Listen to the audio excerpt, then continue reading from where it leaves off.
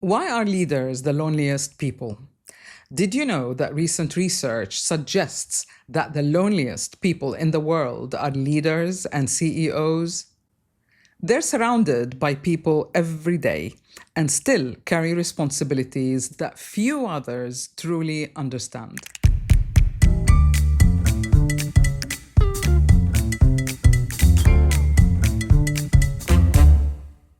Hello and welcome to Unbox the Podcast.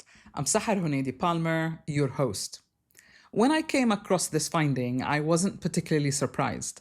If anything, it confirmed something that I have observed throughout my work with leaders, founders, executives, and business owners over the last 3 decades.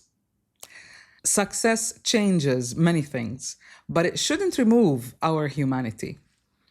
One of the things that I have noticed is that leadership can be surprisingly lonely experience.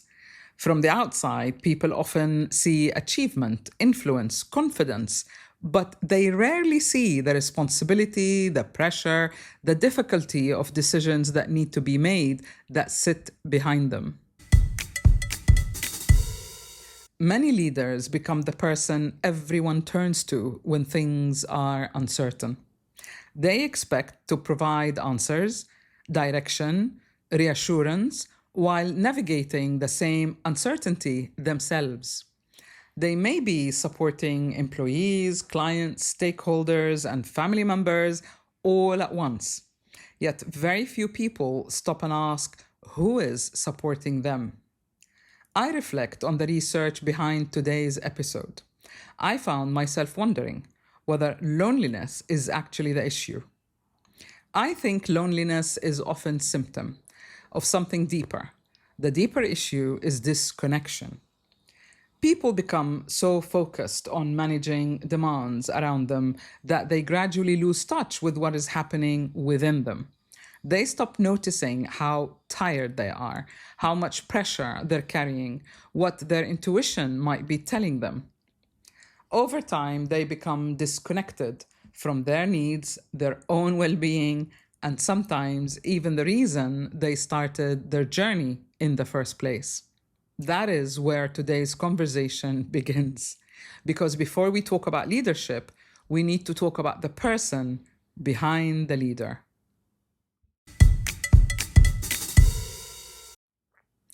One of the foundations of Unbox the Real You is understanding that everything starts with self-awareness. Before we create change in our lives or guide others to make the right decisions with confidence, we need to understand ourselves. That sounds simple, yet many highly capable people spend years developing professionally while neglecting the relationship they have with themselves.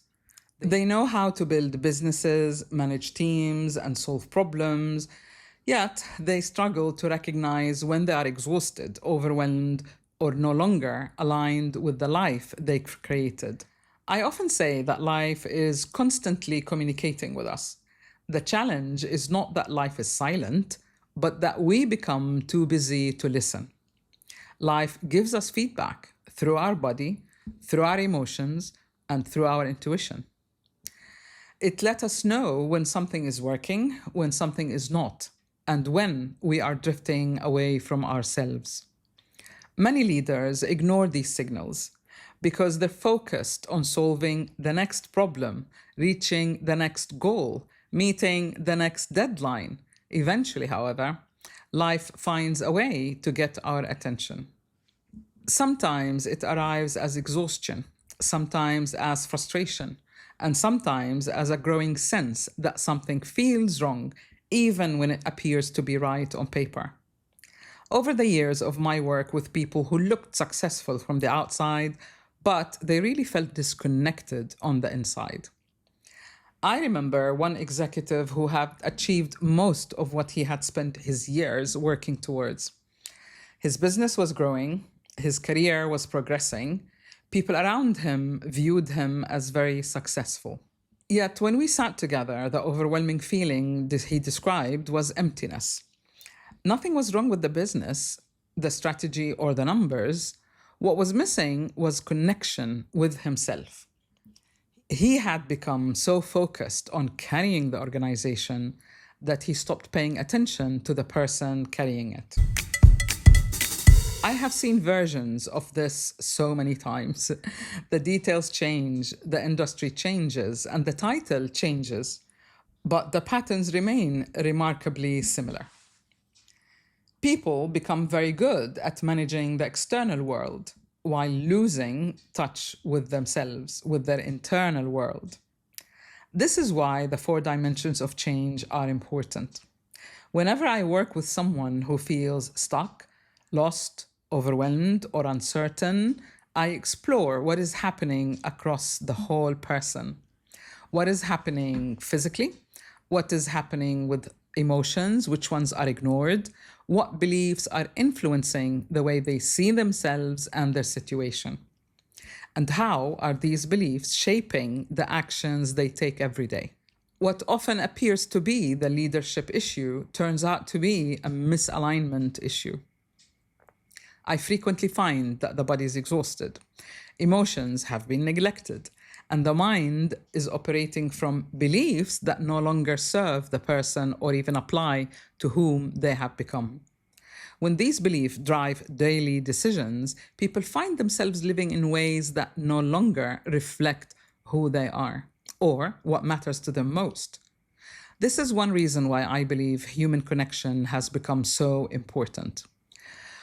We are living in a world that is becoming increasingly automated. Artificial intelligence is transforming how we work, communicate, and even the decisions we make. Many of these developments are useful and exciting. At the same time, I think there is danger in assuming that efficiency and connection are the same thing. They are not. Technology can help us organize information, automate tasks, improve productivity, but it cannot replace trust, empathy, wisdom, or human connection.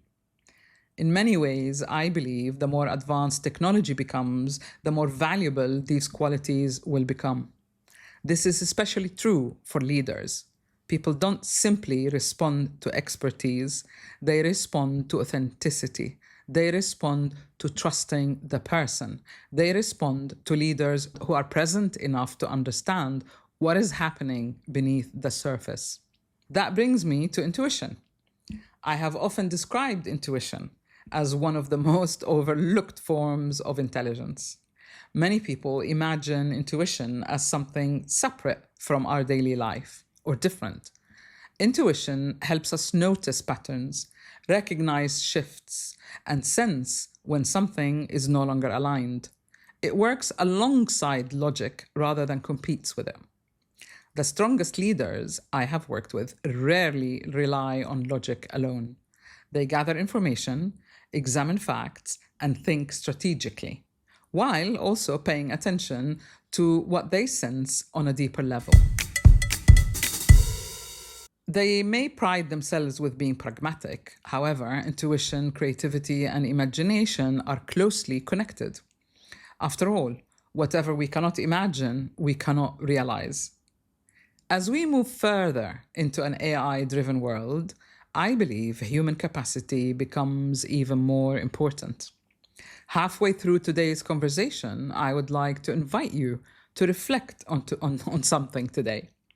Who supports you when you're supporting everyone else? How connected do you feel with yourself at this stage of your life?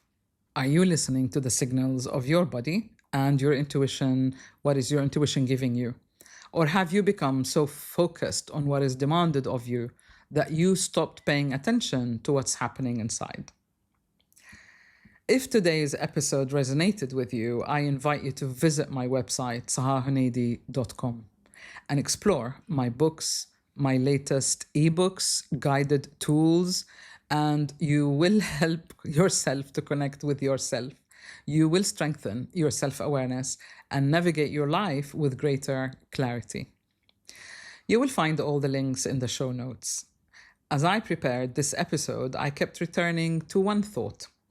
Perhaps leadership has never really been about having all the answers.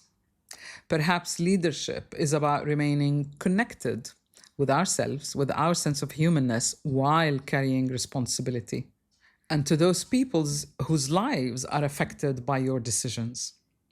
When those connections weaken, leadership becomes heavier than needs to be. When those connections strengthen, leadership becomes more authentic, sustainable, and more human. The research tells us that many leaders feel lonely. My experience tells me that many leaders have become disconnected with themselves. The good news is this connection can be rebuilt. It begins with awareness, with paying attention, and with making relationships work for you. And this is just as important as the responsibilities you carry. As we come to the end of today's episode, I would like to leave you with a simple thought.